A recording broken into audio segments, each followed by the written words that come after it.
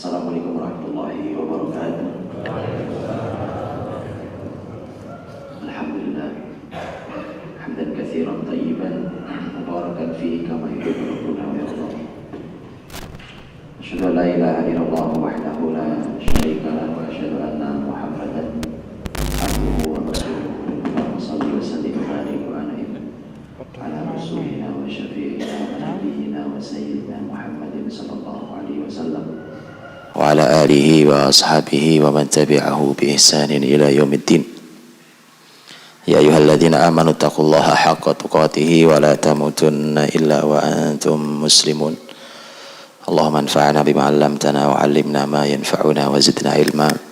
Allahumma bika asbahna wa bika amsayna wa bika nahya wa bika namutu wa ilaikan nusyur. Amma ba'd. Bapak Ibu mukminin mukminat saudara-saudariku yang dirahmati Allah Subhanahu wa taala.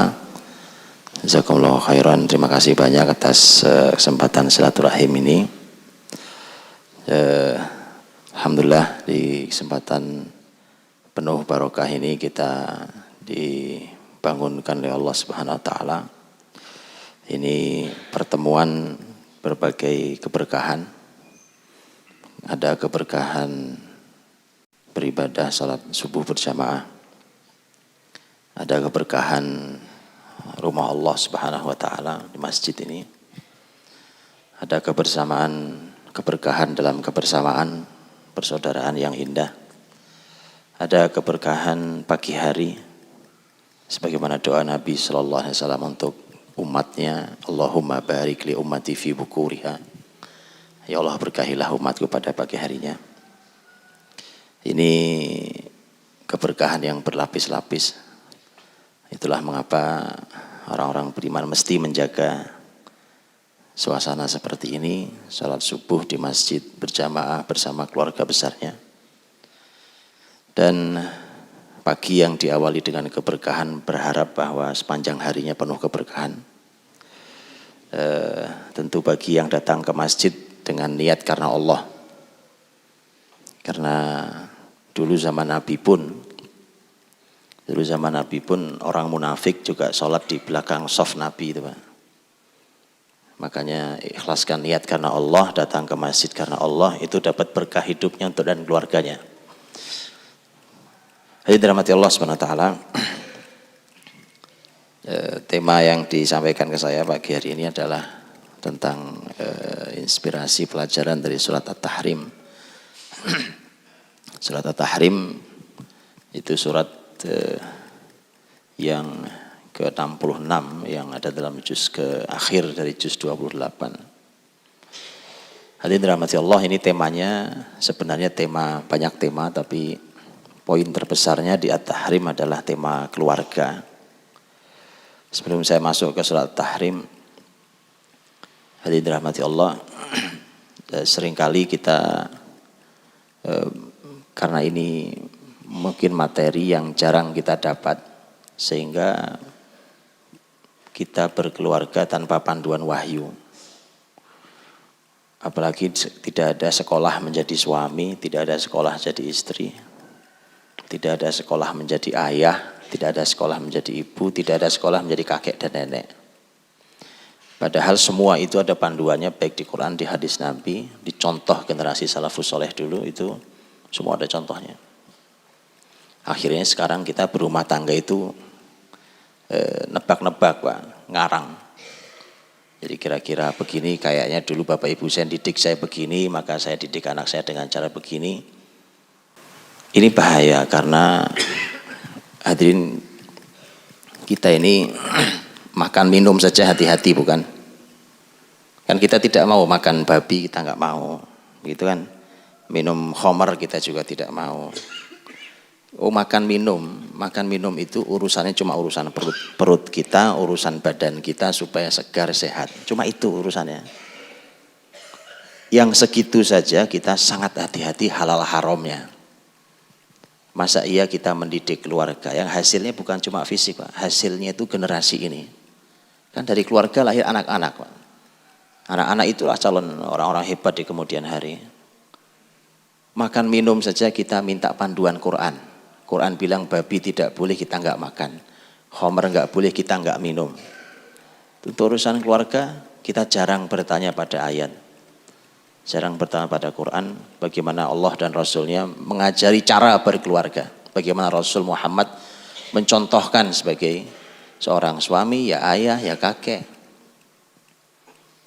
Padahal dalam Quran bertebaran. Saya berikan satu contoh sebelum masuk at-tahrim sekali. Saya berikan contoh. Kalau kita bicara tentang Nabi Ibrahim alaihissalam, kisah Nabi Ibrahim alaihissalam, itu kisah terkenal, kita sering mendengarnya. Tapi yang membahas Ibrahim sebagai ayah banyak atau enggak, Pak? Yang dipotret Ibrahim sebagai apa? Sebagai nabi, sebagai apa, kisah Ibrahim yang sering didengar apa, Pak? Yang menghancurkan patung, yang apa lagi? Yang dibakar, semua benar. Semua benar dan Quran semua bicara hal itu. Tapi masalahnya Quran juga menyampaikan, sampai Quran mengatakan millata abikum. Abikum ini ajaran ayah kalian, Ibrahim. Allah sendiri menyebut sebagai Ibrahim itu ayah kalian. Ada keayahan, tema keayahan di diri Ibrahim. Jadi zikir pagi sore kita juga ada itu. Wa ala millati abina Ibrahim. Di atas ajaran ayah kita Ibrahim. Bukankah Nabi Ibrahim di Quran juga dipotret beliau dengan anaknya? Begitu bukan? Lagi ngapain, Pak? Ibrahim dengan anaknya lagi ngapain? Lagi? Bangun Ka'bah, Ustaz. Asal lihat, wa idh yarfa'u Ibrahimul qawa'ida minal baiti wa Ismail. Ketika Ibrahim membangun Ka'bah itu, meninggikan bangunan Ka'bah yang dibantu oleh Ismail. Sudah dapat ayat segitu pun, fokus kita bangun Ka'bahnya, Pak. Bukan fokus kebersamaan ayah dan anak dalam ketaatan. Jadi lihat gitu, tema keluarga itu di Quran besar sekali, sangat amat besar, tapi sangat jarang dibahas. Bukankah tentang tema Nabi Ibrahim alaihissalam yang mendapatkan kabar gembira di usianya, menjelang 100 usianya saat itu, Pak. Belum punya anak. Terus dapat kabar gembira bahwa dia akan dianugerahi anak. Bukankah luar biasa pelajarannya? Ibrahim yang lama menanti karena tidak kunjung punya keturunan. Pelajaran mahal. Contoh lain Nabi Musa alaihissalam. Kalau bicara Nabi Musa yang sering didengar apa, Pak? Firaun. Benar. Karena Nabi Musa alaihissalam itu dengan Firaun itu kisah yang paling banyak disebut dalam Quran.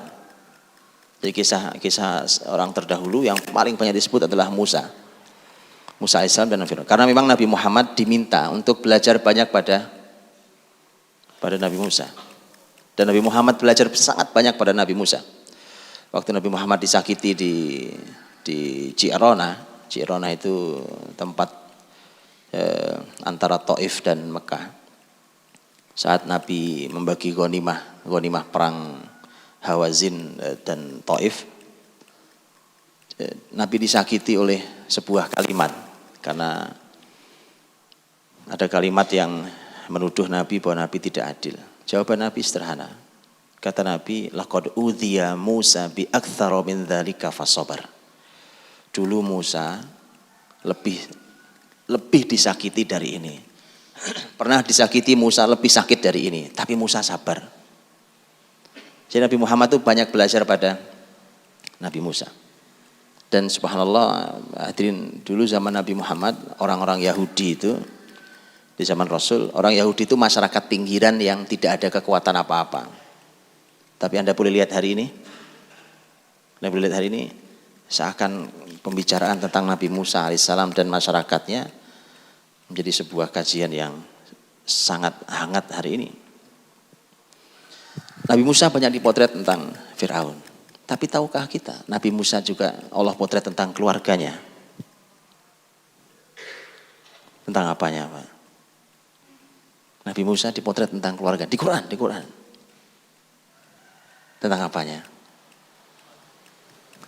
Ini bukti maksud saya.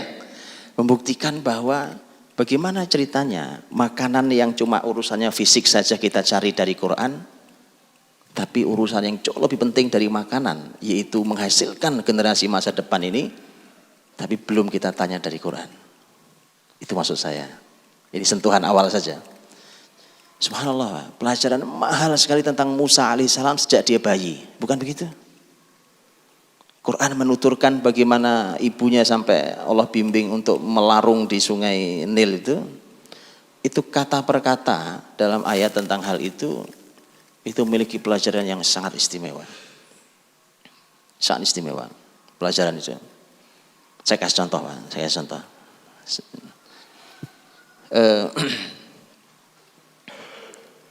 Seorang ibu, kan ibunya Nabi Musa ketakutan kan? Ketakutan karena ini kalau Musa bayi ketahuan bahwa dia sudah lahir pasti dibunuh. Karena keputusan paling aneh di sebuah negeri saat itu adalah bahwa setiap bayi laki-laki yang lahir dari kalangan Bani Israel harus mati. Itu keputusan Firaun. Maka ibunya khawatir tentang bayinya yang pasti mati. Ini kalau ketahuan saja mesti mati. Padahal negara terus mengintai siapapun yang hamil. Dicatat itu, Pak. Siapapun yang hamil nanti akan ditunggu lahirnya laki atau perempuan. Baik, pertanyaan saya, kalau seorang ibu sedang khawatir terhadap bayinya, itu bayinya dipeluk erat atau dilepas? Sepakat kita kan? Bayinya dipeluk erat, Pak. Begitu khawatirnya, bukan begitu? Tapi apa perintah Allah pada ibunya Nabi Musa? Disuruh dilepas. Ibu sedang khawatir, bayi malah disuruh lepas, Pak. Sudah begitu semua tahu sungai Nil ini mengalir dan akan melewati istana Firaun. Anda bisa lihat itu. Lihat bagaimana pelajaran mahal buat keluarga, Pak. Kadang-kadang yang Allah putuskan itu kadang tidak cocok dengan perasaan kita, bukan begitu? Tapi ikuti Allah saja. Apakah Musa mati? Oh enggak, Musa yang malah menjatuhkan Firaun itu nanti, betul? Makanya ikuti Allah, walau kadang bertentangan dengan perasaan kita. Jadi subhanallah, ibunya Nabi Musa begitu khawatirnya. Bahkan dalam kisah itu ibunya Nabi Musa berkata, wa qalat li ukhtihi qussi. Ibunya Nabi Musa berkata pada saudarinya Musa, kakak perempuannya Nabi Musa. Qussi itu ikuti adikmu nah. Begitu dilarung ikuti adikmu. Lihat, Pak, ibunya berkata, ini tentang ciri anak soleh dan soleha, Pak. Sekecap kata, satu kata, kusih artinya ikuti adikmu, ikuti dia. Apa kakaknya kemudian diem aja nggak bergerak gitu? Sekali perintah jalan, Pak. Pernah jumpai anak dipanggil sudah 5 kali nggak datang? Hah? Ada juga di situ. Subhanallah. Gimana didiknya itu, Pak? Makanya belajar sama ini ibunya Nabi Musa. Loh, ada pelajarannya, Pak. Ini cuma karena waktu saya nggak cukup saja, karena bukan itu tema kita. Tema kita saya cuma ingin mengasih muqaddimah, Pak. Kan tema kita at-tahrim katanya. Jadi lihat itu. Cuma sekali kata, qusih, ikuti dia. Keluar tuh dia dari rumahnya. Enggak pakai 2 kali, enggak pakai 3 kali perintah. Lebih dari itu, ini anak cerdas. Nah ini enak nih punya anak solehah cerdas pula. Kan enak orang tua. Bagaimana cerdasnya?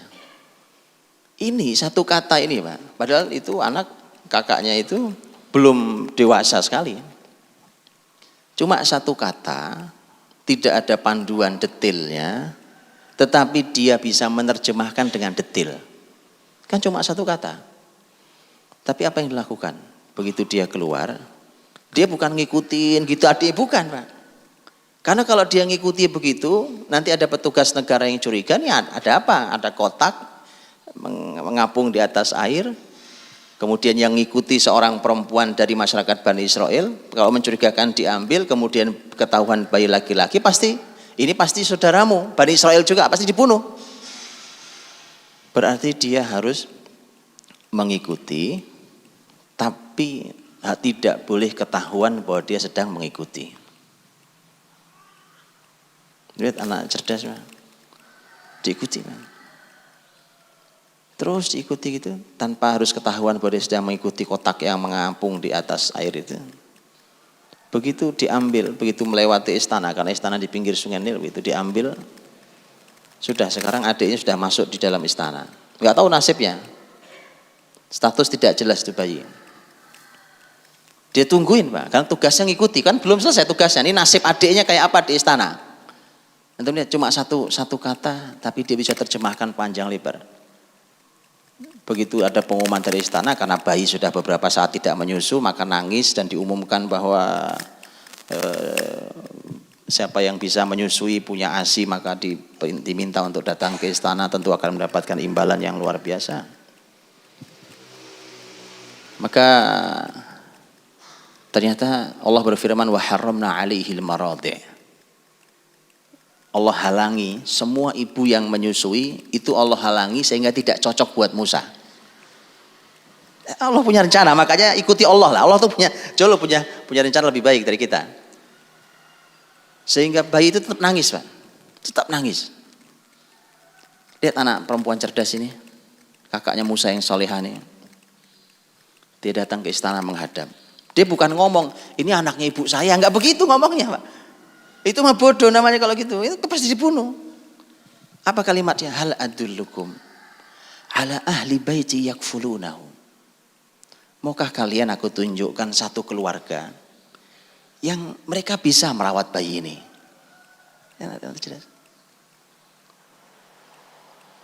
Tentu istana bilang, oh boleh bawa ke sini, ibumu ya sini.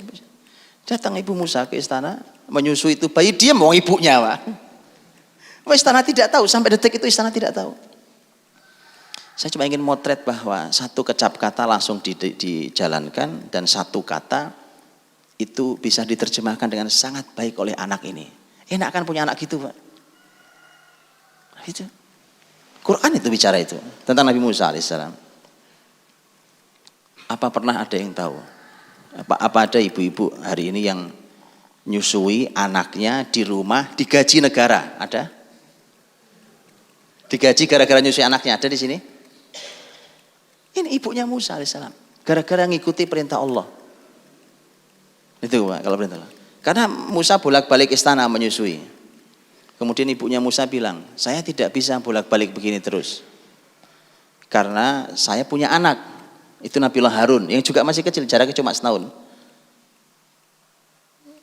Kalau Anda mau, kata ibunya, bagaimana kalau bayi ini saya bawa pulang? Saya bawa pulang ke rumah, saya susui di rumah, kapanpun istana mau datang untuk bermain, untuk mengambilnya silahkan. Kata ibunya Musa. Istana mengizinkan bayi dibawa pulang. Antum bayangkan lihat. Antum lihat. Dibawa pulang ke rumah, disusui sebagai anaknya, itu bayi balik ke pangkuan ibunya digaji negara. Begitu loh kalau rencana Allah itu, makanya jangan ngeyelan kalau sama ayat itu kan. Baik, teman-teman, saya cuma memukadimai bahwa betapa pembahasan sebesar ini tentang tema keluarga itu, saya cuma ngasih contoh sedikit. Itu tidak terbahas oleh kita. Maka mari kita bahas, berkeluarga masa enggak ada panduannya. Panduannya detail, sangat amat detail. Musa nikah, di Quran ada atau tidak? Musa nikah, nah tadi kan Musa kecil, Pak. Ada. Musa nikah di Quran. Luar biasa, Pak. Luar biasa. Proses nikahnya Nabi Musa alaihissalam. Mau saya ceritain sedikit? Atau enggak usah? Kita langsung masuk at-tahrim aja. Sedikit ya. Sedikit nih, Pak. Kisah perkenalan Musa dengan istrinya itu kisah pertemuan di padang pasir, Pak. Musa yang lagi ketakutan karena dikejar-kejar oleh dicari-cari oleh tentara Firaun. Ini belum yang lari ke Laut Merah, belum. Ini yang memang dia dikejar karena Musa memukul masyarakat, satu orang Kipti yang mati langsung dia. Lari dari Mesir sampai ke negeri Madian. Makanya dalam tafsir para ahli ilmu berbeda pendapat apakah itu zaman Nabi Syuaib, karena negeri Madian, Nabi Syuaib negeri Madian. Sampai negeri Madian dilihat banyak penggembala lagi gembala dombanya, mereka lagi memberi minum dombanya. Para penggembala dengan dombanya masing-masing, ada sumur mereka ngambil air gantian. Musa yang sebenarnya sedang ketakutan lari itu duduk di bawah sebuah pohon, kemudian nyender, kemudian ngelihat ada pemandangan janggal. Karena di antara semua penggembala laki-laki ada 2 perempuan yang menjauh dari para penggembala laki-laki. Ternyata 2 perempuan itu juga menggembalakan kambing-kambing mereka, dan nanti oleh Quran dikasih alasan mengapa perempuan ini mengerjakan pekerjaan laki-laki. Karena penggembalaan itu pekerjaan laki-laki, Pak. Maksudnya pekerjaan laki adalah karena pekerjaan itu berat. Secara fisik dia berat. Ternyata nanti Quran memberikan alasan bahwa ayahnya kedua putri ini sudah tua. Singkat kata dibantu, begitu penggembala sudah pergi semua, oleh Musa dibantu. Sumur itu ditutup pakai batu, Pak. Batu itu baru bisa diangkat oleh sekian laki-laki. Ya perempuan gimana ngangkatnya itu? Maka Musa yang angkat batu itu sendirian, kemudian dipindahkan, baru diambilkan airnya, dibantu. Sudah selesai, perempuan terima kasih, dia pergi, 2 orang. Musa duduk di bawah sebuah pohon itu, kemudian berdoa pada Allah, ya Allah saya memerlukan bantuanmu. Karena Musa ketakutan. Gitu.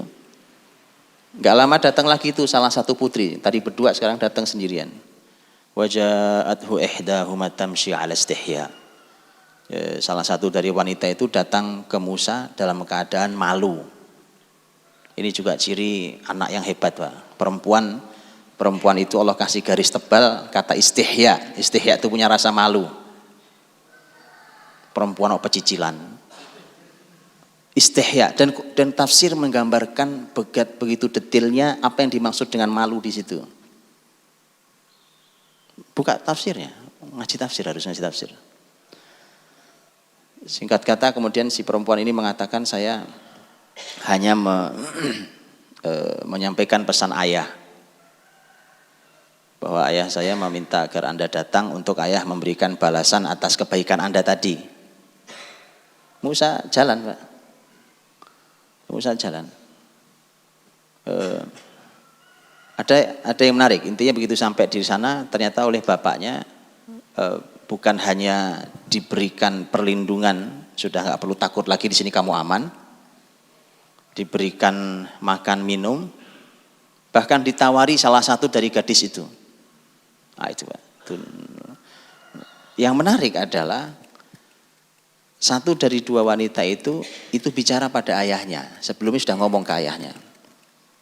Inna khaira man istajartal qawiyyal amin. Kan ayahnya itu berencana menjadikan Musa ini, tadinya rencana awalnya adalah, sudah kamu kerja saja sama saya. Artinya menggembalakan kambing, menggantikan putri-putri saya. Ini sebelum tawaran nikah.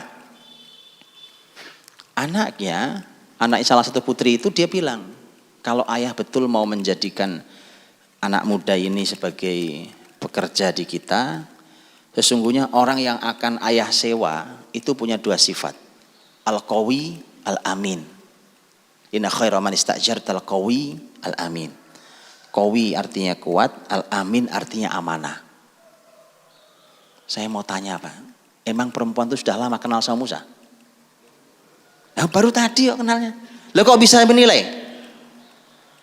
Kok dia bisa nilai bahwa ini anak muda ini kuat, amanah? Gitu loh, Pak. Jadi punya anak itu yang pinter. Jadi bohong kalau orang bilang saya perlu kenal, Pak, makanya saya pacaran. Belajar sama putri solehah ini. Baru kenal tadi pagi, Pak. Siang hari langsung bilang ke bapaknya, ini anak muda ini kuat lagi amanah. Coba itu ilmu apa itu, Pak? Ya kan? Anda tahu sebabnya? Kuatnya secara fisik karena Musa ngangkat batu, Pak. Itu sudah terbukti. Wong itu batu biasa diangkat berapa orang laki-laki. Amanahnya di mana? Tahu amanah di mana, Pak? Ini laki-laki amanah, ini berat. Kalau kuat doang kelihatan fisik gampang, Pak. Ya kan? Kelihatan fisik. Tapi kalau amanah, gimana menilainya? Gimana, Ustaz? Waktu di perjalanan, itu kan perempuan datang sendiri. Tadi kan berdua. Lah sekarang sendiri, Pak. Sendiri, hanya ada sepasang muda dan mudi. Oke. Yang satu Musa yang masih muda, yang satu perempuan yang masih muda. Begitu mereka jalan, kan tadi dia bilang, perempuan itu bilang, ayah saya, inna abi yad'uk, ayah manggil Anda, untuk ayah memberikan balasan. Ya sudah, kata Musa, jalan. Dalam tafsir disebutkan, Pak, itu perempuan kan yang tahu jalan ke rumahnya, dia jalan di depan, perempuan di belakangnya, Musa di belakangnya. Lama-lama Musa nggak tahan, Pak. Anak muda kan, namanya angin padang pasir kan antum tahu ya kan. Di depannya ada gadis ya, di belakangnya ada lelaki, angin tiup kanan tiup kiri, lama-lama ini angin padang pasir nakal juga lama-lama. Oke. Musa bilang, "Dek mundur ke belakang. Saya duluan." Kan tapi aneh, emang tahu rumahnya kan, nggak tahu rumahnya. Kata Musa gampang, saya akan jalan terus lurus. Kalau saya harus belok kanan, lempar kerikil ke kanan. Kalau saya harus belok kiri, lempar kerikil ke kiri. Kalau lurus jangan dilempar. Kan jangan lurus ya kan. Di depannya ada Musa. Kanan dan kiri. Tuh lihat. Wanita itu mudah menyimpulkan bahwa ini laki-laki amanah, Pak. Berdua. Gak ada yang lain. Berdua di padang pasir, sepi padang pasir. Ya kan? Begitu, Pak. Itu yang cocok jadi mantu. Yang begitu, Pak, cocok jadi mantu. Wah, anak dibawa kemana-mana diambil jadi mantu. Itu gak cocok, Pak.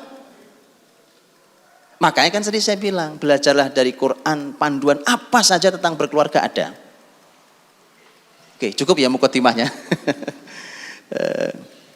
Hadirin dirahmati Allah saudaraku. Surat At-Tahrim itu cuma 12 ayat. Dari awal sampai akhir. Itu bertutur tentang keluarga. Dibuka tentang keluarga, diakhiri tentang keluarga, diisi di tengah tentang keluarga, dan sangat panjang. Tentu kita tidak cukup waktunya, saya cuma ingin sampaikan kilasan. Yang menarik dari At-Tahrim adalah bahwa At-Tahrim ini oleh Allah yang hanya 12 ayat itu diisi dengan beberapa potret keluarga. Ada yang potret keluarganya baik, ada yang tidak baik. Ada yang sebagian baik, sebagian tidak baik. Ada yang timpang rumah tangganya. Ada yang sempurna. At-Tahrim itu berisi beberapa potret keluarga. Pertama adalah keluarga Nabi Muhammad SAW. Yang kedua adalah keluarga Nabi Nuh. Yang ketiga keluarga Nabi Lut. Yang keempat keluarganya Fir'aun. Yang kelima keluarganya Imran. Ada 5. Jadi 12 ayat itu ada 5 potret keluarga. Itu kalau disuguhkan oleh Allah di depan kita, itu kita disuruh bercermin, Pak. Suruh ngaca gitu, kira-kira saya yang mana ini dari 5 ini. Begitu. Dan silahkan mau pilih yang mana. Nah, kita lihat ya. Nah, kita lihat.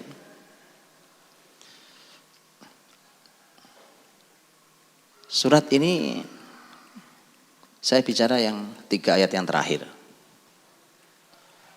3 ayat terakhir Allah langsung hadapkan Kita belum bicara tentang keluarga Nabi Muhammad karena itu pembuka surat. 3 ayat yang terakhir Allah SWT menyampaikan Daraballahu mathalan lil ladzina kafaru imra'ata Nuhi wa imra'ata Lut.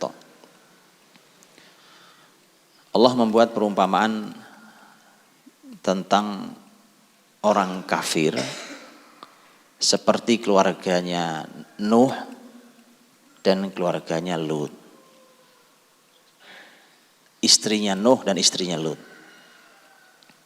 Kanata tahta abdaini min ibadina salihaini fakhanatahuma falam yughniya anhuma minallahi syai'a wa qila dukhulan nar ma'ad dakhilin. 2 wanita ini sebenarnya hidup bersama hamba kami yang soleh, yaitu Nabi Nuh dan Nabi Lut. Tapi keduanya berkhianat. 2 istri ini berkhianat. Abdullah bin Abbas radhiyallahu anhu, sahabat Nabi yang ahli tafsir, beliau mengatakan pengkhianatan istri Nabi bukan zina. Karena tidak ada istri Nabi yang berzina. Jadi yang dimaksud khianat di sini bukan zina. Ini pengkhianatan ini adalah mereka kafir, mereka tidak beriman terhadap risalah yang dibawa suaminya. Risalah kenabian. Mereka berkhianat terhadap suaminya mereka berdua. Dan ternyata suami mereka berdua tidak bisa menolong mereka nanti di akhirat, bahkan mereka akan diminta untuk masuk neraka. Jadi istri Nabi Nuh, istri Nabi Lut itu masuk neraka. Quran yang bicara, Pak. Jadi istri Nabi Nuh, istri Nabi Lut. Ini pelajaran. Suaminya soleh kayak Nabi sekalipun, itu nggak bisa nolong istrinya, Pak. Para orang sangat dekat, ya kan? Sama, nggak bisa nolong anaknya juga nggak bisa. Makanya ajaib. Kalau hari ini ada orang yang bisa jamin surga. Sudah, ikut sama saya, nanti saya jamin surga. Subhanallah. Nabi gak bisa jamin istrinya. Nabi gak bisa jamin istrinya. Iya kan? Itu potret pertama, Pak. Bahwa suaminya orang soleh luar biasa, istrinya orang rusak luar biasa. Istrinya kafir. Yang kedua, wa daraballahu mathalan lil ladzina amanu imra'ata fir'aun. Idh qalat rabbi ibni li 'indaka baitan fil jannah wa najjini min fir'auna wa 'amalihi wa najjini minal qaumidh dhalimin. Adapun perumpamaan tentang orang beriman seperti istrinya Firaun. Nah, ini kebalik nih. Suaminya rusaknya luar biasa, kafir zalim luar biasa, istrinya solehahnya luar biasa. Bahkan istri Fir'aun oleh Nabi Muhammad SAW disebut sebagai satu dari 4 wanita terbaik dunia dan akhirat. Sayyidat Nisa Ahlil Jannah. Jadi di muka bumi ini wanita jumlahnya banyak, tapi yang paling mulia di dunia dan akhirat cuma ada 4. Ya. Salah satunya adalah Asiyah binti Muzahim, imra'atu Fir'aun. Asiyah binti Muzahim, istrinya Fir'aun. Anda bisa lihat tuh bagaimana suaminya begitu rusaknya, istrinya begitu solehanya. Itu potret yang kedua. Jadi kebalik ya. Yang pertama yang soleh siapa? Suaminya. Kalau yang kedua istrinya. Yang ketiga, ini ayat yang terakhir. Wa Maryam ibnata Imran allati ahsanat farjaha. Fanafakhna fihi min ruhina wa saddaqat bi kalimati rabbiha wa kutubihi wa kanat minal qanitin. Dan Maryam putri Imran. Nah, sekarang bicara Maryam putri Imran. Maryam wanita suci. Bahkan Quran punya satu surat khusus, surat Maryam, bukan begitu? Maryam wanita suci. Imran, Quran ada surat Ali Imran. Ini keluarga luar biasa, Pak. Satu-satunya nama perempuan yang dipakai untuk menjadi nama surat dalam Quran adalah surat Maryam. Satu-satunya. Satu-satunya surat yang di Quran ada kata keluarga cuma surat Ali Imran. Quran loh sampai ada nama surat keluarga, Pak. Masa kita nggak belajar keluarga dari Quran? Mestinya kita bertanya, ini mesti orang istimewa. Padahal banyak ahli tafsir mengatakan Imron itu bukan nabi. Orang soleh iya tapi bukan nabi. Sebagian mengatakan begitu. Kalau Allah potret tentang keluarganya, berarti mestinya kita belajar tentang keluarganya Imron. Pernah belajar keluarganya Imron, Pak? Isinya apa? Itu buat kita Masya Allah, Pak. Panduan detail luar biasa. Dari mulai sejak hamil sampai anak mendidik anak itu terpotret. Imron ayah yang luar biasa, istrinya Imron istri yang luar biasa. Bahkan yang dipotret dalam surat Ali Imran malah istrinya sebenarnya. Kenapa? Karena Imran sudah meninggal. Dalam tafsir para ulama mengatakan Imran sudah meninggal. Lahir Maryam wanita suci yang istimewa, ahli ibadah. Bahkan Allah puji tadi. Ahsanat farjaha, menjaga kehormatannya, menjaga kemaluannya. Fa nafakhna fihi mir ruhina, kami tiupkan roh kami. Wa saddaqat bi kalimati rabbiha, membenarkan kalimat-kalimat Rabbnya, wa kutubihi dan kitab-kitabnya, wa kanat minal qanitin, dan ini wanita taat. Lahir dari Maryam siapa? Isa, Nabi bahkan. Lihat Pak, ini rangkaian keluarga soleh dan soleha. Bukan begitu? Beda dengan potret yang 1, 2 tadi kan. Ini bapak ibunya luar biasa, turun ke anak luar biasa, turun ke cucu, bahkan Nabi. Nah, jadi kalau dibuat grafiknya gini Pak. Kan begitu kan? Keluarga itu harus begitu Pak. Masa solehan bapak ibunya anak gak jelas. Padahal bapak ibunya Masya Allah ahlul masjid, ahlul Quran, ya kan, ahlul zikir. Anaknya kemana Pak? Masa anaknya turun begini? Mesti naik begini. Sampai ke cucu naik lagi, sampai ujungnya. Ujungnya Nabi Isa AS. Hadirin, jadi Allah meminta kita untuk milih. Ini disuguhkan, suruh milih, suruh belajar. Kalau yang satu potret tidak ideal, suaminya memang soleh luar biasa, tapi istrinya bermasalah. Yang kedua juga tidak ideal, karena yang solehah cuma istrinya, suaminya bermasalah. Nah yang ketiga itu yang ideal, karena suami, istri, anak, sampai cucu. Luar biasa semua. Mari kita lihat lagi poin yang lain. Kalau kembali ke potret yang pertama. Potret yang pertama, suaminya soleh. Istrinya tidak soleha. Pertanyaan saya Pak, kira-kira kalau keadaan keluarga seperti itu yang jadi korban siapa? Anak Pak. Gimana Ustaz? Jadi korban anak ya? Anak Pak. Apa buktinya? Buktinya anak Nabi Nuh alaihissalam. Dalam surat Hud, Allah mengisahkan tentang bagaimana Nuh dialog dengan anaknya Pak. Nah, ini juga jarang kita kaji. Kalau ngomongin Nuh kan ngomongin banjir aja kan. Ini memang benar, memang begitu kisahnya dalam Quran. Memang benar, banjir mengerikan, habis semua. Kecuali orang beriman yang di atas kapal dan beberapa pasang binatang. Tapi dalam surat Hud, saat air mulai naik pelan-pelan tuh Pak. Karena air itu saat disebutkan itu mengucur dari langit, hujan deras dan terus memancar dari bumi Pak. Jadi cepat sekali air naiknya. Jadi air itu keluar dari bumi. Anda bayangkan takutnya orang naik cepat sekali air. Dalam surat Hud Allah potret dialognya Nabi Nuh dengan anaknya. Nah, itu mestinya dikaji Pak. Tadi kan saya sudah bicara tadi tentang putri yang soleha, kakaknya Musa yang juga soleha, kan begitu. Nah kalau ini potret anak rusak ini Pak. Ini anak durhaka nih. Kita lihat sedikit yuk. Lihat. Ini kalau dalam penjelasan para ulama bahwa sebenarnya ini hanya salah satu putranya Nabi Musa. Musa punya beberapa putra. Yang bermasalah cuma satu ini. Yang lainnya nggak bermasalah kan. Ya, yang lainnya baik-baik karena dari ibu yang lain. Ya, dari ibu yang lain. Ini yang satu ini bermasalah karena dari ibu yang bermasalah. Ya. Dipotret oleh air sudah naik. Itu air sudah naik. Musa, kapal sudah mulai naik Pak, sudah mulai bergerak. Nabi Nuh AS kapal sudah mulai naik, Nuh melihat anaknya dari kejauhan. Dipanggil-panggil sama Nabi Nuh, ya bunayya arkam ma'ana. Sina, naik bersama ayah. Naik bersama ayah. Tapi namanya anak biasa bantah, Pak. Ya. Sudah dalam keadaan bahaya itu masih bantah. Untuk anak durhaka itu.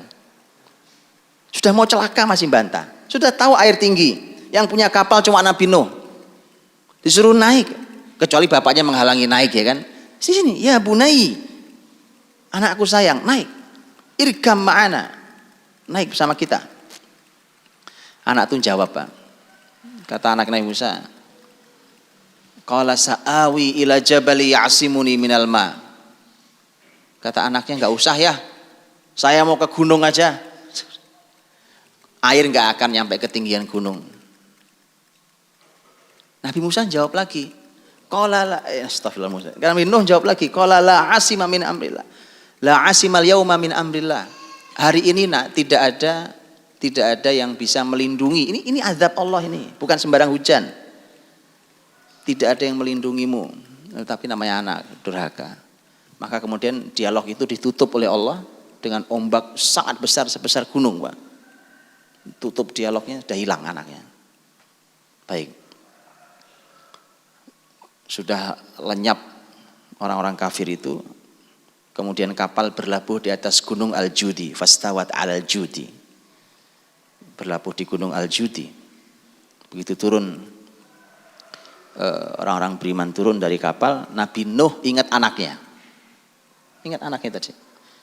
Minta doa pada Allah. Nagih Allah, ya Allah, kan ini anak keluarga saya. Masa ditenggelamkan, bukankah engkau berjanji menyelamatkan keluargaku? Lihat jawaban Allah, Pak. Qala ya Nuh, innahu laisa min ahlik. Innahu amalun ghairu salih. Fala tas'alni ma laisa laka bihi ilm. Inni a'idzuka an takuna minal jahilin.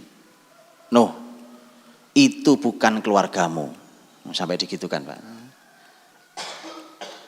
Para ahli tafsir beda pendapat tentang kata-kata ini, tapi Nuh itu bukan keluargamu. Artinya kalaupun itu anakmu, enggak pantas nabi anaknya kayak gitu modelnya. Iya enggak? Nanti lihat, Pak. Kadang-kadang lihat anak sama bapak tuh enggak pantas, lihat, Pak. Bapak ibunya soleh banget, Pak, anaknya kayak begini modelnya. Kayak enggak pantas jadi anaknya bapak itu, ya kan? Betul enggak? Mestinya enggak begitu. Mestinya ini kalau di Arab ada ungkapan Arab, Pak. Enggak, di Arab tuh ada ungkapan kalau anak hebat, bapaknya hebat, ibunya hebat, itu ada ungkapan hadza shiblu min dzakal asad. Ini anak singa yang kecil nih, bapaknya singa yang besar itu. Itu ungkapan di Arab, Pak. Oh iyalah, yang masalah itu kalau singa melahirkan kucing, Pak. Itu masalah. Bapaknya singa, anaknya kucing cuma ngeong gitu, Pak. Masalah serius. Mestinya lahirnya juga singa kayak bapaknya, kan gitu. Hadza shiblu min dzakal asad. Artinya Allah mengingatkan Nuh, itu bukan keluargamu. Itu amal yang tidak soleh. Lihat, Pak. Itu amal yang tidak soleh. Ini kira-kira Allah lagi muji Nabi Nuh atau lagi menegur Nabi Nuh, Pak? Begitu loh, Pak. Makanya kalau punya anak, terus anak masalah, apa mau kita ditegur oleh Allah seperti Nabi Nuh ditegur Allah, Pak? Nuh, itu bukan keluargamu, itu amal yang tidak soleh. Amal itu kan karya, Pak, betul ya? Itu karya yang tidak soleh. Innahu amalun ghairu soleh. Fala tas'alni ma laisa laka bihi ilm. Jangan minta padaku sesuatu yang kamu tidak tahu ilmunya. Aku nasihati engkau wahai Nuh agar kau tidak menjadi kelompok orang-orang yang jahil. Intinya tadi saya sampaikan bahwa suami itu yang hebat, sehebat apapun, kalau istrinya bermasalah, korbannya anak, Pak. Nah, ini mana tadi? Baik, pertanyaan kedua. Kalau sebaliknya bagaimana? Yang kedua tadi, Fir'aun sama istrinya. Istrinya solehah, Fir'aunnya rusak. Korbannya siapa?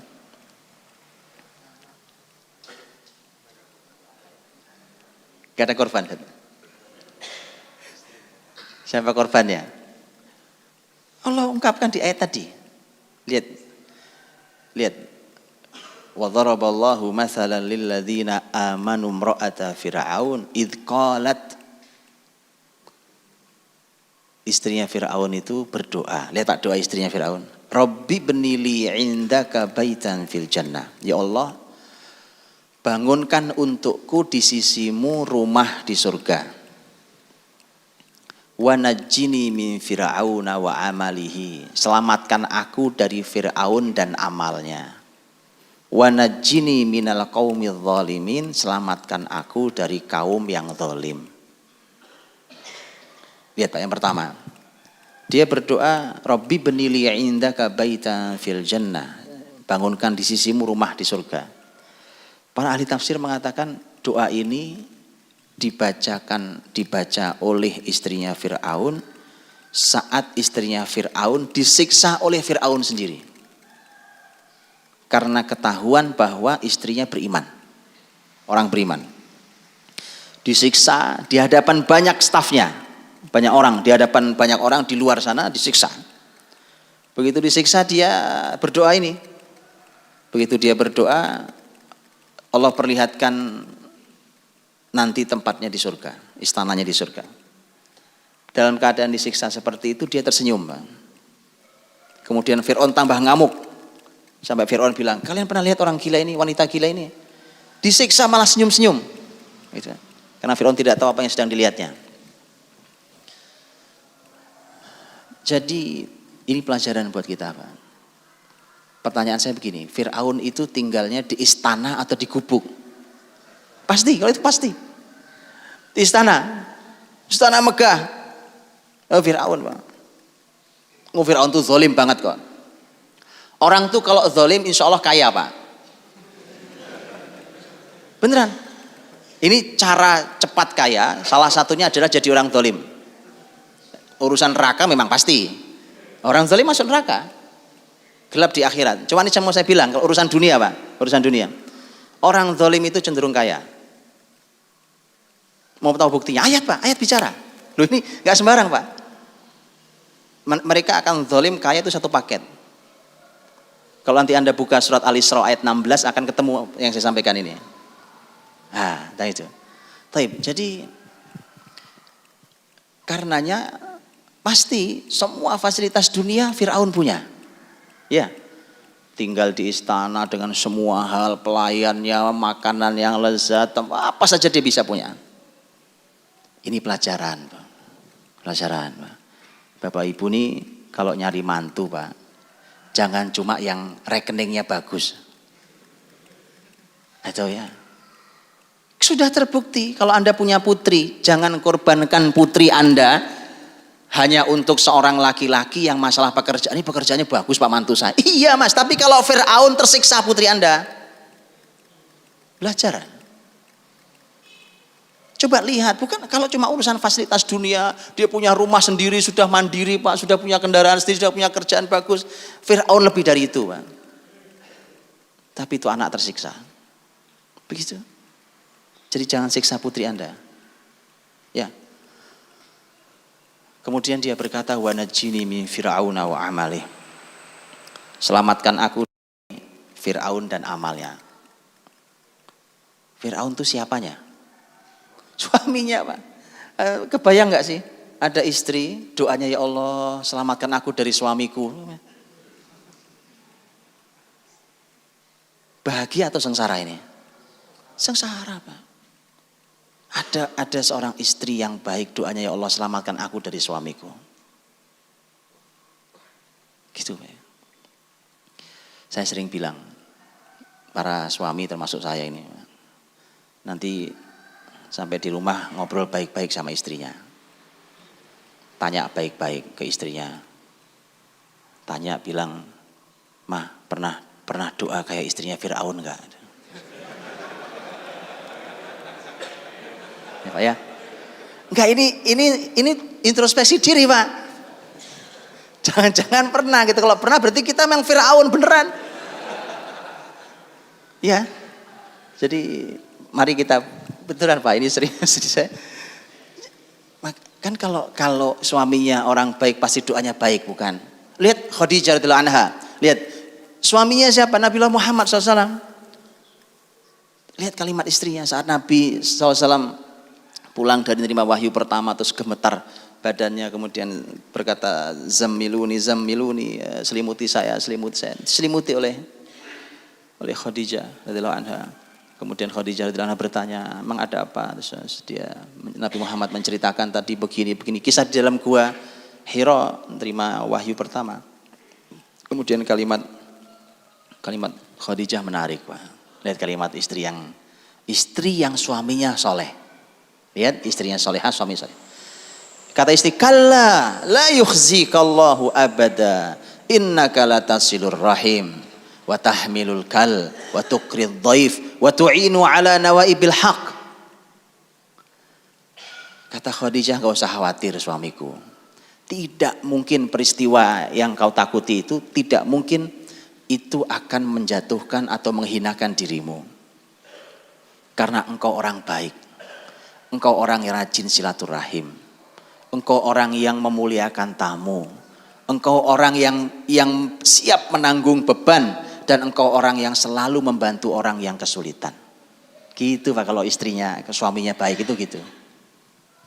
Nah, tapi karena suaminya Fir'aun, Pak, doanya kayak tadi, "Allah selamatkan aku dari suamiku, kok punya suami kok ya begini amat," gitu. Ya. Begitu Pak ya. Nah, ini pelajaran, tapi waktu saya habis. Tadi 6 kurang seperempat katanya.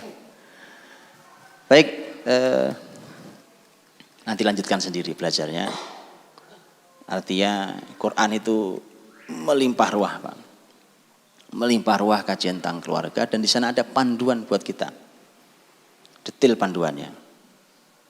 Ya, kalau yang ideal seperti Maryam putri Imran atau kisah Nabi Muhammad itu ada pelajaran-pelajaran. Kalau kisah Nabi Muhammad SAW, dalam kisah Nabi Muhammad yang membuka surat At-Tahrim, Allah berfirman, "Ya ayuhan nabiyyu lima tuharrimu ma ahallallahu laka tabtaghi mardhata azwajik wallahu ghafurur rahim." Ini menarik karena Allah ingin memotret keluarga paling mulia di muka bumi, yaitu keluarga Nabi Muhammad SAW dan istri-istrinya. Ternyata keluarga yang tetap punya masalah antara suami dan istri. Itu menarik. Kan kita juga begitu Pak, ya kan? Oh, kita ini kalau disuguhi tentang kisah Nabi Muhammad suka bilang, "Oh, itu kan Nabi Pak, kita bukan Nabi Pak." Nah terus kalau Anda nggak mau belajar sama Nabi, mau belajar dari iblis gitu. Aneh, kita ini maunya apa gitu Pak? Nabi kan teladan kita katanya, disuguhi Nabi kita ngelak gitu. Nah ini sekarang Allah tunjukkan bahwa keluarga istimewa, yang paling istimewa di muka bumi, Nabi Muhammad SAW dan keluarganya tetap punya masalah Pak. Nah itu ayat itu nanti dibaca tafsirnya akan ketemu, Nabi punya masalah sama istri-istrinya. Masalahnya sampai Allah tegur itu. Nah, bayangkan coba. Artinya keluarga Nabi Muhammad itu sama kayak kita, punya masalah juga di rumah ya kan. Kadang berantem juga iya.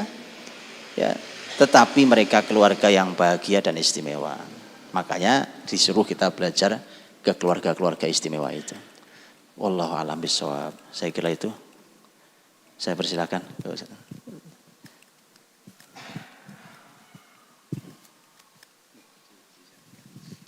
Ya, barangkali ada yang mau bertanya, ini ada 2 penanya di berkesempatan. Monggo. Ya. Baik, bismillah, assalamualaikum warahmatullahi wabarakatuh. Terima kasih atas kesempatan yang diberikan kepada saya. Ini Ustaz, mungkin ada semacam titipan dari teman-teman saya yang telah menikah, namun di tengah perjalanan keluarganya kandas. Saya tahu mereka adalah orang yang soleh dan soleha, tapi Allah putuskan keluarganya, takdirkan keluarganya untuk berpisah. Yang menjadi pertanyaan adalah, sebagaimana yang jelaskan tadi, ternyata ada juga potret keluarga yang digambarkan oleh Al-Quran, yang soleh ketemu dengan yang tidak soleha, begitu pula sebaliknya, yang soleh ketemu dengan orang yang tidak soleh bahkan zolim. Yang menjadi pertanyaan saya, ada pula di dalam Al-Quran, Allah telah menggariskan bahwa yang soleh akan Allah pertemukan dengan yang soleh. Nah, bagaimana dan apa pelajaran yang harus kita ambil dari kedua ayat yang kelihatannya ada pertentangannya, tetapi kira-kira apa yang ingin Allah pesankan kepada kita dengan gambaran yang seperti ini, Ustaz? Ya, mungkin itu saja. Ada lagi satu, cukup. Nggih. Ya, di dalam Al-Quran juga ada potret sebenarnya ini pernikahan antara laki dan perempuan yang sama-sama soleh. Tapi akhirnya keluarganya putus, cerai. Nah, ini juga agak ajaib ya. Jadi makanya tadi saya bilang, Allah menggambarkan potret-potret itu supaya kita belajar. Dalam surat Al-Ahzab,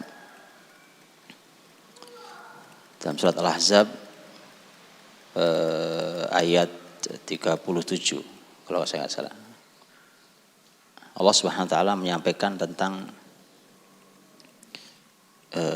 kisah, dan ini satu-satunya dalam Quran. Satu-satunya dalam Quran di mana Allah Subhanahu wa taala menyebut nama seorang sahabat Nabi dengan gamblang jelas. Kalau yang lain kisahnya banyak tapi namanya nggak ada. Ini satu-satunya sahabat yang namanya disebut dalam Quran, yaitu sahabat mulia Zaid. Zaid yang dimaksud adalah Zaid putra angkat Nabi, yaitu Zaid bin Haritha. Zaid bin Haritha itu putra angkat Nabi, oleh Nabi dilamarkan, dinikahkan dengan sepupu Nabi Muhammad, yaitu Zainab binti Jahsh radhiyallahu anha. Zainab binti Jahsh itu adalah putri bibinya Nabi, jadi sepupu. Dinikahkan oleh Nabi, dua-duanya orang baik, soleh-soleha. Zaid bin Haritha Masya Allah, orang luar biasa. Zainab binti Jahsh orang luar biasa. Nikah, setahun perjalanan pernikahan mereka kurang lebih, Zaid datang ke Rasul mengeluh tentang keluarganya, tentang istrinya. Nabi mengatakan amsik, ini di Quran Al-Ahzab tadi, amsik alaika zaujak. Kata Nabi, pertahankan dulu keluargamu, jangan cerai dulu, pertahankan dulu. Tapi nampaknya Zaid nggak kuat, Pak. Nggak kuat, akhirnya cerai. Dan Nabi berdoa. Kata Nabi, semoga Allah memberikan Zaid istri yang lebih baik dari Zainab, dan memberikan Zainab suami yang lebih baik dari Zaid. Itu Zaid akhirnya nanti nikah lagi dengan wanita luar biasa, yaitu Ummu Aiman. Dari pernikahan mereka lahir Usamah bin Zaid, panglima termuda dalam sejarah Islam, 18 tahun jadi panglima perang, Usamah bin Zaid. Dan Zainab binti Jahsh nikah dengan Rasul sallallahu alaihi wasallam. Karena itu perintah Allah. Allah memerintahkan Nabi Muhammad di surat Al-Ahzab tadi, diminta untuk menikahi Zainab. Makanya Zainab itu ada istri Nabi yang nama Zainab ada dua. Ada Zainab binti Jahsh, ada Zainab binti Khuzaimah. Yang ini Zainab binti Jahsh. Makanya Zainab binti Jahsh itu kalau lagi kumpul sesama istri-istri Nabi Muhammad, ini yang dia banggakan. Zainab binti Jahsh selalu berkata, kalian ini dinikahkan oleh orang tua kalian masing-masing ke Rasul. Adapun saya yang menikahkan Allah langsung. Setiap istri selalu punya kebanggaan, Pak. Itu mereka punya cara membanggakan diri, tahu ya. Baik, cerai pernikahan. Jadi ini tragedi pernikahan Zaid dan Zainab. Cerai dan ada manfaat besar. Dalam pelajaran ini Masya Allah banyak manfaatnya. Banyak para ahli ilmu banyak menjelaskan tentang manfaat, tentang mengapa sudah soleh-solehah masih cerai juga. Nah, saya penasaran lama waktu itu, nyari sebab, apa ya sebabnya. Cari penjelasan para ahli ilmu, Bang. Saya buka sekian banyak kitab tafsir untuk melihat bahwa apa sebabnya sebenarnya. Wong sama-sama orang baik loh Pak, ya kan? Nah, kalau kisah yang satu nggak baik, satu baik sih memang. Ini dua-duanya orang soleh, soleha. Nah, kesimpulannya ternyata begini, teman. Ini pelajaran. Ternyata soleh, soleha itu penting, tapi kalau cuma itu tidak cukup. Karena di sisi yang lain, contoh sisi yang lain yang dalam kisah Zaid Zainab adalah kesetaraan. Kesetaraan, Pak. Kenapa kesetaraan? Zaid bin Haritha, walau dia putra angkat Nabi Muhammad, tapi status sebelumnya adalah budak. Sebenarnya dia orang Arab, dari suku yang baik, yang mulia, tapi kemudian dia sempat menjadi budak, kemudian dibebaskan nanti. Statusnya sempat jadi budak, Pak. Sementara Zainab itu wanita Quraisy, suku terhormat sekali di Arab. Suku paling terhormat di Arab. Bahkan nasabnya nasab mulia. Wanita cantik pula. Ketidaksetaraan itu ternyata tidak bisa membuat Zaid naik, tidak bisa membuat Zainab turun. Harusnya adalah karena kalau perempuannya seperti itu lebih tinggi, Pak, itu mengancam pernikahan. Perempuannya lebih tinggi itu bisa mengancam pernikahan. Harusnya perempuannya bisa turun, yang laki-laki bisa naik. Akhirnya ketemu. Yang ini ternyata tidak bisa. Zainab binti Jahsy radhiyallahu anha, apalagi itu wallahu alam. Saya pernah baca salah satu kitab tafsir, saya lupa apa Ar-Razi atau apa tafsirnya. Disebutkan bahwa Zainab kan cara wanita bertutur, laki-laki bertutur kan beda-beda, Pak. Ya kan? Cara orang bertutur, perempuan bertutur kan juga beda-beda. Ada yang kata-katanya agak tajam. Nah, Zainab itu jenis itu. Nah, jenis itu. Jadi enggak tahan Zaid tidak tahan dengan semua itu. Nah, makanya kemudian terjadi perceraian. Rasul Muhammad SAW waktu nikah dengan Khadijah sebenarnya juga tidak setara. Betul? Apanya yang enggak setara? Kekayaannya. Betul, Pak. Kalau yang kaya laki-laki enggak apa-apa, Pak. Tapi masalahnya yang kaya perempuan. Nabi Muhammad cuma karyawan. Khadijah big boss, Pak. Iya, dan kenapa? Karena Nabi Muhammad itu hanya salah satu karyawannya Khadijah. Khadijah punya karyawan-karyawan. Sekarang ini dan Khadijah itu wanita cantik, kaya raya, dilamar oleh para pembesar, tapi dia nggak mau. Kemudian nikah dengan karyawannya sendiri. Nah, ini agak berat, Pak. Makanya yang jenis keluarganya gini mohon belajar dari Nabi Muhammad. Bagaimana caranya Nabi menyetarakan? Nah, itu ya, tolong belajar. Ini mau saya sampaikan atau sudah selesai habis waktunya? Sudah jam 6, Pak. Waktunya sudah jam 6. Begitu ya, pokoknya intinya pelajari lah ya, pelajari. Memang begini, memang harus dipelajari. Makanya saya bilang tadi, ada ilmunya, cuma sayangnya karena nggak ada sekolahnya, menjadi bapak ibu itu masalah. Nggak ada sekolah jadi suami istri itu ya. Jadi intinya mereka, Nabi Muhammad dan Khadijah radhiyallahu anha itu mampu menyetarakan keadaan itu. Ya. Salah satu ini inspirasi saja yang dilakukan oleh Khadijah. Karena Khadijah tahu suaminya ahli dalam masalah dagang. Nabi Muhammad kan ahli dagang, Pak. Makanya diangkat jadi karyawan. Maka Khadijah begitu nikah dia menyerahkan seluruh harta dagangannya pada suaminya. Dalam rangka apa? Ngangkat derajat suaminya dan Khadijah nanti minta jatah uang belanjanya. Mana jatah uang belanja saya ya kan? Padahal itu perusahaan dia Pak aslinya. Dia turunkan dirinya, dia angkat suaminya. Begitu paham ya? Ini contoh inspirasi dari Khadijah radhiyallahu anha dan pernikahan dengan Rasul Muhammad SAW. Diserahkan hartanya. Jadi Khadijah menyerahkan seluruh harta dagangnya itu pada suaminya. Gitu, hadirin. Saya kira itu. Wallahu a'lam bishawab. Mohon maaf atas salah kurangnya. Terima kasih banyak atas silaturahimnya. Semoga Allah berkahi seluruh keluarga kita semuanya. Dan saya akhiri subhanakallahumma bihamdika asyhadu an la ilaha illa anta astaghfiruka wa atubu ilaik. Assalamualaikum warahmatullahi wabarakatuh.